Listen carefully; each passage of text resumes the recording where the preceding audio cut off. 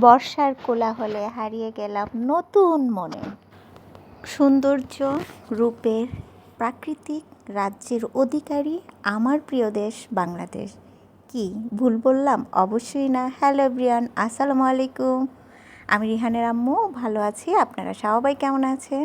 তা আশা করি সবাই ভালো আছেন। অনেক দিন পরে চলে গেলাম সেই মেঠো পথে, সেই গ্রাম বাংলায়, সেই আঁকাবাঁকা রাস্তায় একদম সবুজের সাথে আড্ডা দেওয়ার জন্য। আজকে চলে আসছি প্রিয় মানুষদের নিয়ে।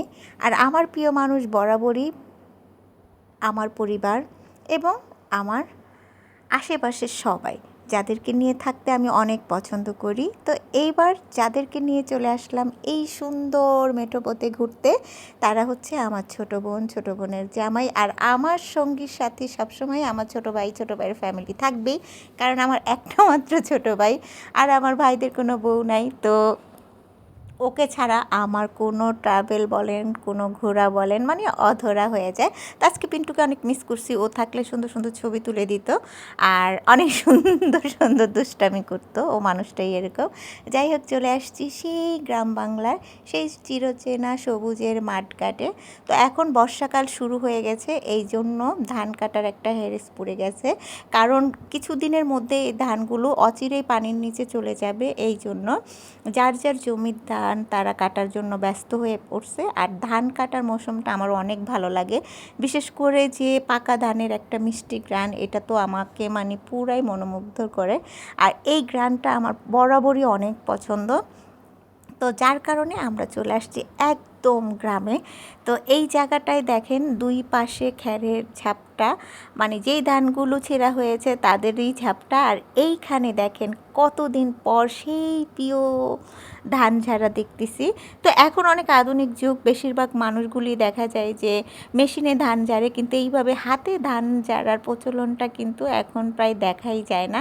কি সুন্দর করে ভাই তার ক্ষেতের ধানগুলো ঝাড়তেছিল, আর একা কিন্তু অনেক কাজ করতেছিল উনি, আর দেখতেও ভালো লাগতেছিল। একবার ইচ্ছে করছিল যে আমি যে কয়টা ধান বাইরাই, কিন্তু কি করার, তার কাজের মাঝখানে আমি আর ব্যাঘাত ঘটাইতে চাই নাই, যার কারণে আর ধান ঝাঁটা হলো না। তো আশেপাশের পরিবেশটা ভাবলাম আপনাদের সাথে শেয়ার করি। এইখানে হচ্ছে পুঁইয়ের বাগান, আর মাঝখানে হচ্ছে বিশাল একটা পুকুর।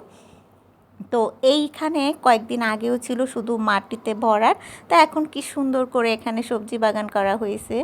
আর এই পাশে তো ধানের বাড়া। আর এই হচ্ছে আমার ছোট বোনের হাজব্যান্ড রুবেল। তো মূলত রুবেলের জন্যই আজকে ঘুরতে আসা। তো রুবেল বলতেছিল যে আপু চলেন আমরা সবাই মিলে ঘুরে আসি। তো ছোট ভাই কয়দিন জন্য আসছে, বেচারা আবার চলে যাবে বৃহস্পতিবারে। তো যার কারণে চলে আসলাম ছোট ভাইটাকে নিয়ে ঘুরতে আমার সেই প্রিয় জায়গা। তো বরাবরই এই জায়গাটা কেন যেন আমি যতবারই আসি আমার অনেক ভালো লাগে। আমার সব সময় ভালো লাগে কি, শহর থেকে একদম নিরিবিলি কোলাহল মুক্ত গ্রামের পরিবেশে ঘুরতে যাওয়া। আর গ্রাম বরাবরই আমার অনেক পছন্দ। যখনই আমি সুযোগ পাই, মানুষ চায় যে দেশের বাইরে ট্রাভেল করে, আর আমি যাই গ্রামে ট্রাভেল করতে, কারণ আমার গ্রামটাই বেশি আনন্দ দেয়, বেশি খুশি রাখে। এইখানে আমি আর আমার ছেলে দোলনায় দুলতেছিলাম। তো এই ফাঁকে রিহানের আজকে শরীরটা অনেক খারাপ, হঠাৎ করে ওর বমি হয়েছে। তো বমি হওয়াতে বেচারা আমার সাথে একদম হেলান দিয়ে রয়েছে। তো ওর বাবা আবার আমার জন্য এক প্লেট ফ্রেঞ্চ ফ্রাই নিয়ে আসলো যে আসো আমরা দুইজন খাই আর দুল খাই। তো বুড়া বুড়ি খাচ্ছি, আর আমার পিছনের পরিবেশটা তো দেখতেই পাচ্ছেন। আর এই দিকে আমার ভাইয়া, আমার বোন জামাই, তারপর আমার ছোটো ভাইয়ের বউ, আন্ডা বাচ্চা, সবাইকে নিয়ে সুন্দর একটা আউটিং হচ্ছে। আর ওদের পিছনের ভিউটা তো আরও সুন্দর, একটু ঝুম করে দেখাই। যেই দিকেই চোখ যাবে ধান ক্ষেত আর ধান ক্ষেত।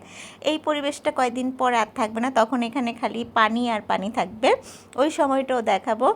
আর এই হইলো আমার আজকের ফ্যামিলি ট্যুর। কেমন হলো অবশ্যই জানাবেন। আর আপনারাও প্রিয় মানুষদের নিয়ে এইভাবে প্রকৃতির সাথে ঘুরতে যাবেন। ঘুরতে গেলে কিন্তু সবারই মনটা অনেক ভালো হয়ে যায়। আর আমি তো এমনিই ঘুরতে খুব পছন্দ করি, আমার পরিবারকে নিয়ে যখনই সুযোগ পাই ঠুস ঠাস ঘুরে আসি। আর এইখানের খাবার দাবার তো বলতেই হয় না। যাই হোক, সবাই ভালো থাকবেন, সুস্থ থাকবেন। আসসালামু আলাইকুম।